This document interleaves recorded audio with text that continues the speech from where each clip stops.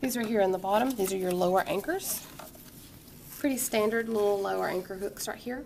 You want to make sure when you're hooking in that it hooks down with the heavier part on top, so that's what hooks into the lower anchor attachment. You want to make sure if you're not utilizing them that you secure them somehow on the seat so they're not flopping around. So, and then here of course on top is our tether. So right here we have our tether system. Easy way to remember, lower anchors, L for lower, T, tether, top. You always want to refer to your vehicle manufacturer instructions to see where your tether goes, if it needs to go up over your headrest or up under. It's going to pull all the way out and it will lock into an anchor. In most cars, the anchor is up on the back dash. Some SUVs are up in the ceiling, some are behind at the bottom of the seat, some are located in the floorboard. So you need to do that. What this tether does is actually stops head excursion. So this tether can actually keep your seat from moving so much forward. Okay? Super important with a child because small children, their heads can actually expand out a little further than their little spinal cord. So you want to make sure that they stay nice and snug as often as best you can. So that tether helps with that head excursion.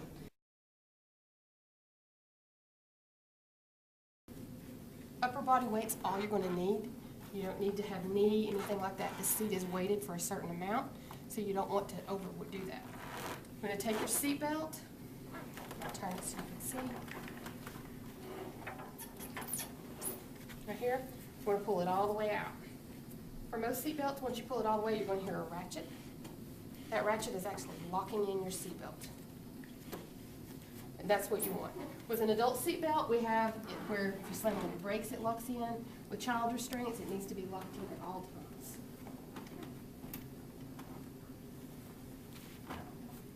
So as you can see, we're not moving at all.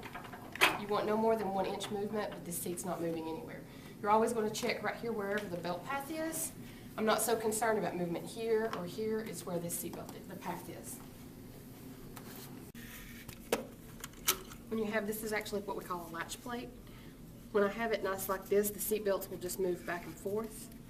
Once I hook it in, pull it tight,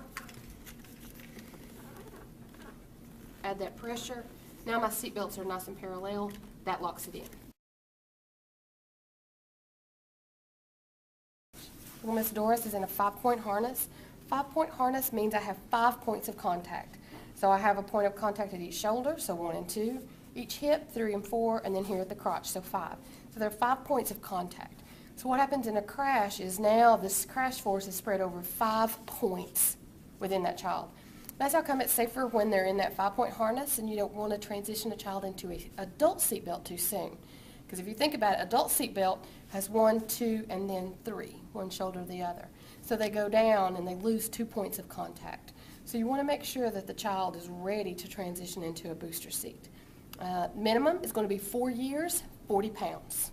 We really want them to be, about 4 years old, 40 pounds before we put them into a booster seat. To come out of a booster seat and graduate into an adult seat belt, we're really looking for 4 feet 9 or 9 years old. But 4 feet 9 is really the magic height before an adult seat belt will even start to fit in a child correctly.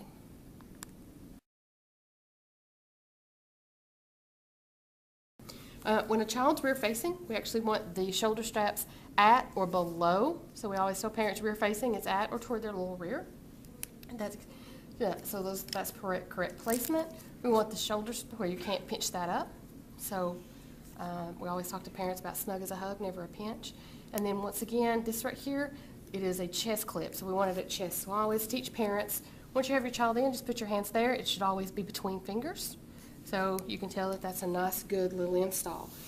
Children, according to Tennessee law, have to be rear-facing till they're age 1 and 20 pounds. However, the Academy of Pediatrics has put out a recommendation, and now it is their policy for children to stay rear-facing until age 2 or upper weight limit of the seat. This seat will actually go 40 pounds rear-facing. So, and a lot of the seats that once they're convertible, which is what this is called, it will go 40 pounds. It's more dynamics of a crash. With a child, when they're rear facing in a crash, the seat absorbs all the forces and it rides down that child's body. Once I turn this child around forward facing, the seat doesn't absorb the crashes, their little bodies do. So it's real important to keep them rear facing. You notice our little one here has just a really thin fleece on. That's fine. It doesn't add a whole lot to her here. If you put a child in with a really bulky coat, what's going to happen is now this harness system is going to be much, much looser. So to get that bulky coat, we now have all this excess. Well, what happens is in a crash, all that excess is going to compress. Now the child has so much more movement. So they're moving that much more. Once again, that goes back to their little heads can extend further than that little spinal cord, so that's how come they wind up with spinal cord injuries. So we want to make sure that you take that jacket off, put them in with, light little fleece blankets, something like that, buckle them up. Then you can always put the jacket up over them, over the harness system, or put them up with a little blanket, and they'll be nice and snug that way, but make sure it's outside of the harness system. We always tell parents to secure anything in the vehicle that you would not want your significant other to throw at you in anger. Because in a crash, basically what happens, anything in a vehicle, whether it's purse, briefcase, CD, whatever, if that vehicle's going 40 miles per hour, so is whatever it is. And it's actually weight times speed. So if I have a 10-pound purse and I'm involved in a 40-mile-per-hour crash, now that purse, guess what? It's coming at me at a huge amount of force, weight times speed.